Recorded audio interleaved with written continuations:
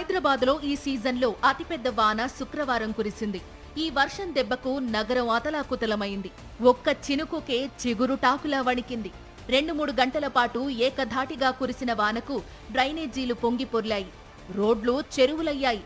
చివరికి ఫ్లైఓవర్లు కూడా నీటితో నిండిపోయాయి. చాలా చోట్ల వాహనాలు కొట్టుకుపోయాయి.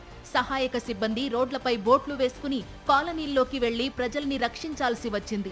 హైదరాబాద్లోని కంటోన్మెంట్ ఏరియాలో అత్యధికంగా 11.5 సెంటీమీటర్ల వర్షపాతం నమోదయ్యింది. నాచారం, ఉప్పల్, మల్కాజ్గిరి, బండ్లగూడ ప్రాంతాల్లో కూడా భారీగా వర్షం కురిసింది.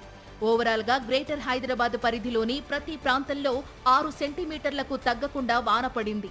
దీంతో జనజీవనం స్తంభించింది. రోడ్లపై ట్రాఫిక్ పెరిగిపోయింది. 1/2 కిలోమీటర్ వెళ్లడానికి గంటల సమయం పట్టింది.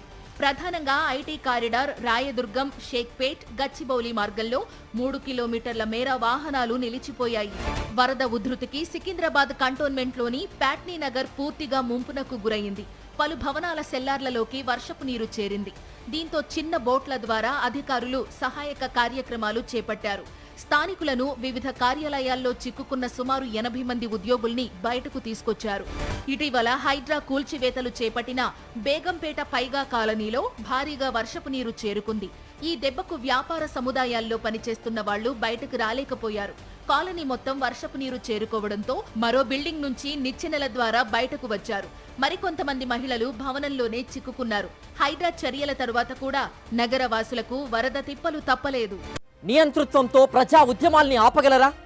బెదిరింపులతో ప్రజా గొంతుకను నొక్కగలరా? తెలుగువారి మనస్సాక్షి సాక్షి టీవీ. సాక్షి టీవీ ప్రసారాల కోసం వెంటనే మీ లోకల్ కేబుల్ ఆపరేటర్ని సంప్రదించండి.